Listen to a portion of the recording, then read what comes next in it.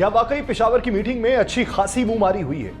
کیا پاکستان تحریک انصاف کے عہدیداران کے لیے غیر مناسب الفاظ کا استعمال کیا گیا؟ کیا بشرا بی بی پارٹی میں مزید تفریق پیدا کر رہی ہیں؟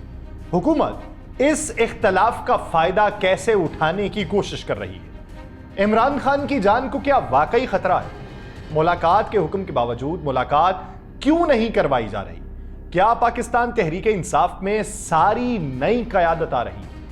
آپ سب پر سلامتی ہو، میں یاسر رشید ہوں اور آپ میرا ویلاگ دیکھ رہے ہیں۔ اسد آوان کا لکھا ہوا ہے، نت نیا تو نے زمانے میں خریدا بدلا، تیرے کہنے پہ کہاں ہم نے عقیدہ بدلا، ہم نے مظلوم کی آواز پہ لبیک کہا، ہم نے ظالم کی حکومت کا قصیدہ بدلا، کیا ضرورت ہے تیرے سر کو جھکانے کی ہمیں، تجھ سے اب لیں گے تیرے اپنے خمیدہ بدلا، فتنہ پرداز اکٹھے ہیں میری راہوں میں نے کب رستائے عقیدت کا چنیدہ بدلا، عشوہ سازوں نے تو انداز نہ بدلے اپنے، ہم نے دیکھا ہے مگر شہر رمیدہ بدلا، ہم نے مانگی ہے کہاں لوگوں سے پوشاک اسد، پیرہن ہم نے کہاں اپنا دریدہ بدلا۔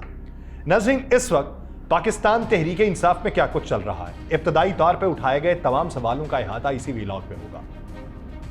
پاکستان تحریک انصاف کے رہنما رؤف حسن نے کہا ہے کہ جو کچھ اسلام آباد میں ہوا وہ ایک سنجیدہ معاملہ ہے، اور بشرا بی بی اور علی امین گنڈاپور خود یہ بتائیں گے کہ وہاں کیا ہوا تھا، وہ کیوں وہاں سے گئے۔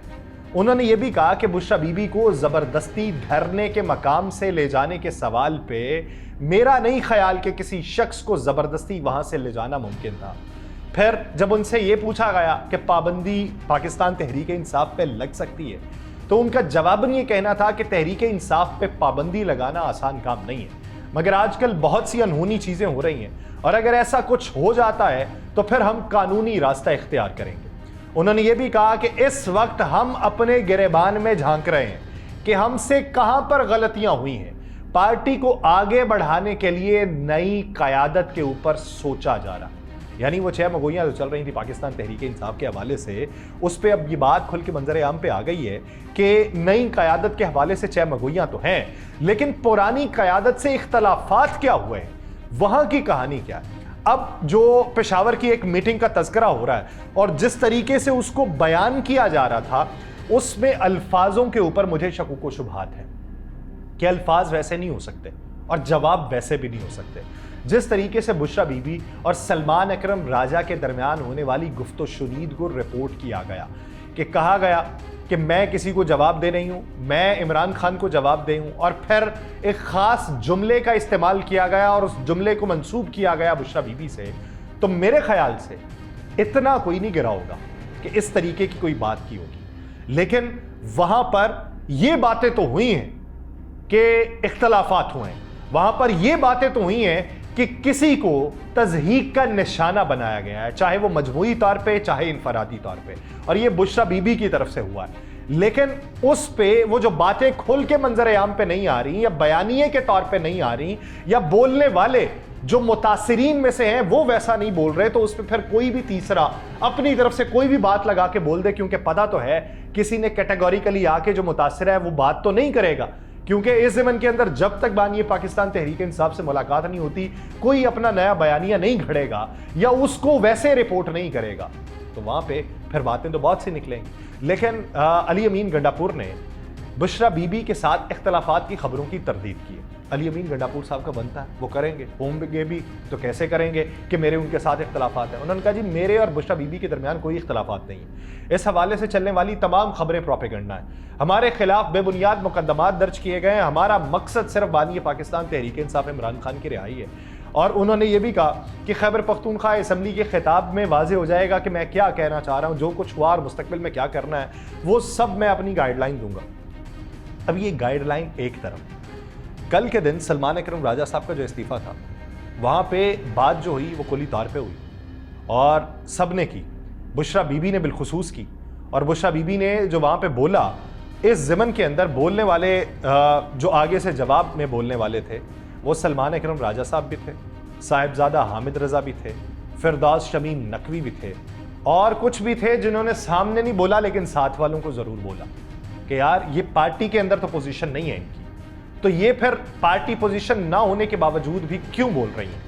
ان کا بولنا بنتا تو نہیں ہے، یہ جواب دہی ہم ان کے سامنے تو نہیں کرنے والے، یہ اختیارات تمام انہی کو تو تفویض نہیں کیے گئے۔ اسی ضمن کے اندر جو صاحبزادہ حامد رضا ہیں، انہوں نے یہ کہا کہ میرے بیٹے نے مجھے فون کیا اور میرے بیٹے نے مجھ سے وہ سوالات پوچھے کہ آپ سے کوئی ایسی بات ہوئی، تو اس کے بعد پھر میں نے سوچا کہ میں کور کمیٹی سے جو سیاسی کمیٹی ہے اس سے میں استعفیٰ دے دوں، اور میں ان کے ساتھ اس وقت بطور اتحادی ہوں۔ اور انہوں نے یہ کہا کہ میں ایم این اے شپ کے لیے بھی میں نے اپنا استعفیٰ تیار ٹائپ کر کے رکھا ہوا ہے، جس دن عمران خان سے میری ملاقات ہوگی اس دن میں ان کے سامنے اپنا استعفیٰ پیش کر دوں گا۔ میں عزت دینے والا ہوں اور عزت جواب میں لینے والا شخص ہوں، میں یہ نہیں ہو سکتا کہ میں باتیں سنوں۔ انہوں نے کہا جی تنظیمی طور کے اوپر جو چیزیں تھیں وہ لوگوں سے پوچھیں کہ کیا کچھ ہوا ہے کیا نہیں ہوا، لیکن اس کا ملبہ اگر اتحادیوں کے اوپر ڈالیں گے یا مجھ پہ ڈالیں گے تو میرے لیے وہ قابل قبول نہیں ہے۔ سلمان اکرم راجہ صاحب کا جو استعفیٰ آیا اس کے حوالے سے بھی باتیں یہ چل رہی تھیں کہ کور کمیٹی جو ہے اس کو منظور نہیں کرے گی، لیکن یہ تمام فیصلے جو ہیں وہ بانی پاکستان تحریک انصاف سے ملاقات کے بعد ہوں گے۔ اب یہاں پر ایک چیز قابل غور ہے، آپ نے حکومت کی طرف سے، حکومتی اتحادیوں کی طرف سے یا ایسے لوگوں کی طرف سے جو ابھی ماضی قریب میں، اور ماضی بعید بھی نہیں بہت ہی قریب زیادہ، تو اس کے اندر باتیں وہ عمران خان صاحب کے خلاف کر رہے تھے، تو اب وہ عمران خان صاحب کے حق میں کر رہے ہیں اور کہہ رہے ہیں کہ یہ سارے جو ہیں یہ ان کے اطراف میں اور ان کے قریبی جو ہیں یہ ان کے لیے بڑا مسئلہ پیدا کر رہے ہیں۔ ہم بھی ان لوگوں میں شامل ہیں جو یہ کہتے ہیں۔ مجھے کل کسی نے کہا کہ اگر کوئی ان کے حوصلے پست ہونے پہ ان کے درمیان مزید کشیدگی کو ہوا دینے کی باتیں کرے گا تو وہ دوست نہیں ہو سکتا، وہ کسی بھی پارٹی کے لیے اگر کرے تو وہ دوست نہیں ہو سکتا۔ تو لیکن میں یہ سمجھتا ہوں کہ دوست وہ ہوتا ہے جو کسی کی خامیوں کی نشاندہی کر کے اس کو بتا دے اور اس کو وارن کر دے کہ اگر ایسا کرو گے تو مزید تباہی ہوگی۔ ہاں اگر وہ یہ اس وقت کا فائدہ اٹھائے کہ یہ جو ان کی تباہی ہوئی یا حوصلے پست ہے اس میں مزید دراڑ ڈال دو، یہ مزید تفریق پیدا ہو جائے اور کچھ نہ نکلے، ایسی بات تو نہیں۔ اگر ہم اس کا حل بھی دے رہے ہیں تو حل کے لیے تو پھر ایسا نہیں ہے کہ وہ دوست حل بھی اپنا ساتھ میں دیتے ہیں۔ سابق وفاقی وزیر فیصل وابڈا صاحب، انہوں نے کہا کہ بشرا بی بی عمران خان کی زندگی کے لیے خطرہ ہے۔ انہوں نے یہ کہا کہ میں بانی پاکستان تحریک انصاف عمران خان کی زندگی کے لیے بہت فکر مند ہوں، ان کی زندگی کو خطرہ ہے، اگر عمران خان کو بچانا ہے تو بشرا بی بی سے جان چھڑانا ہوگی۔ انہوں نے کہا جب تک بشرا بی بی ساتھ ہے عمران خان کی نہ سیاست ہوگی نہ آزادی ہوگی، اور بشرا بی بی کبھی عمران خان کو دہی کھلا دیتی ہے کبھی کچھ اور چیز۔ یہ لوگ بانی پی ٹی آئی کی لاش کے اوپر سیاست کرنا چاہتے ہیں۔ فیصل وابڈا صاحب نے یہ دعویٰ کیا تھا کہ پاکستان تحریک انصاف پہ پابندی بھی لگنے والی ہے، جلد ہی پی ٹی آئی سے مختلف لوگ جو ہیں وہ پی ٹی آئی پاکستان بن کے اس پہ شامل ہو جائیں گے۔ یہ بیان دینے کے بعد انہوں نے یہ عمران خان کے حوالے سے بات کی۔ اب وہ لوگ جنہیں عمران خان بھی ابھی پسند نہیں تھا، پارٹی بھی پسند نہیں تھی، وہ لوگ اب فکر مند بھی ہونے لگے عمران خان کے حوالے سے۔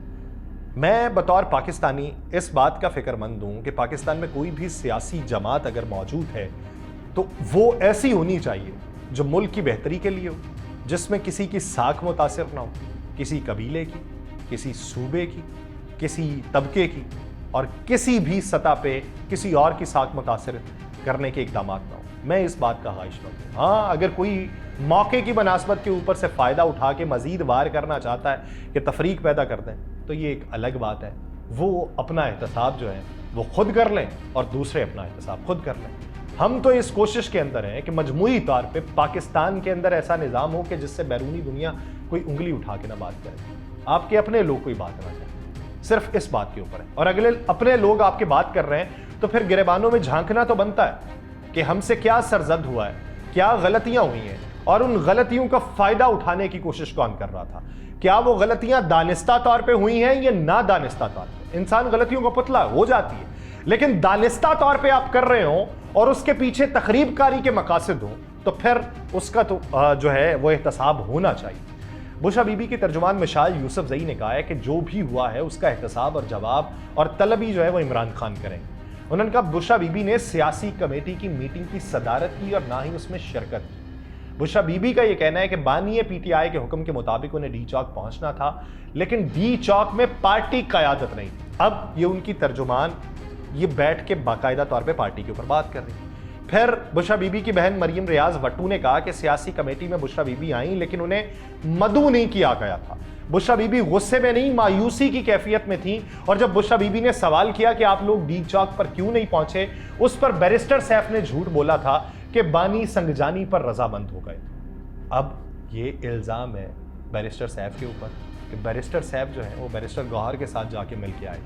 تو انہوں نے کہا جی جھوٹ بولا تھا, یعنی ملاقات نہ ہونے پہ متنفر تو ہے, نئی گائیڈ لائن نہیں ہے, نیا کوئی بیان نہیں ہے, تو اس ضمن کے اندر متنفر ہے, مزید تفریق پیدا ہوگی. اور یہ تفریق جو ہے یہ چھاپ چھوڑے گی, اور یہ جب چھاپ چھوڑے گی دلوں کے اوپر تو وہ قدورتیں دلوں سے نکلنا, جب آپ ایک جملہ کسی کو بول دیں اور اس کی ذات اور کردار کے بارے میں بول دیں تو وہ چھاپ تو چھوڑ کے جاتے ہیں. تو یہ چھاپ کس حد تک نقصان پہنچائے گی, ہم تو اس بارے میں بات کرتے ہیں کہ آپ غور کر لیں کہ کیا کہہ رہے ہیں.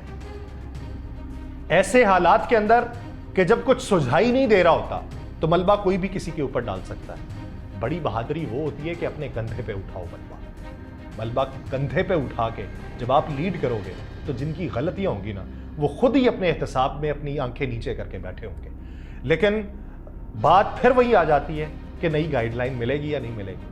تو بانی پاکستان تحریک انصاف کے وکلاء کی آج بھی ان سے ملاقات نہیں ہو سکی. فیصل چودھری اور فیصل ملک وہ ملاقات کے لیے گئے, جیل میں انہیں بلایا گیا لیکن نوٹیفکیشن نہیں دکھایا گیا. کہا گیا کہ عمران خان پھر وہی تھانہ نیو ٹاؤن کی کسٹڈی میں, ان کے بارے میں کچھ پتہ نہیں ہے, ہم ان سے ملاقات نہیں کروا سکتے. اڈیالہ جیل کے اندر ہی موجود ہیں تو وہ کہتے ہیں ان کے بارے میں کچھ پتہ نہیں ہے, وہ تھانہ کی کسٹڈی میں ہے. جیل عملہ تھانہ نیو ٹاؤن کے تفتیشی آفیسر سے وکلاء کے رابطے کی کوشش کی گئی لیکن رابطہ نہیں ہو سکا.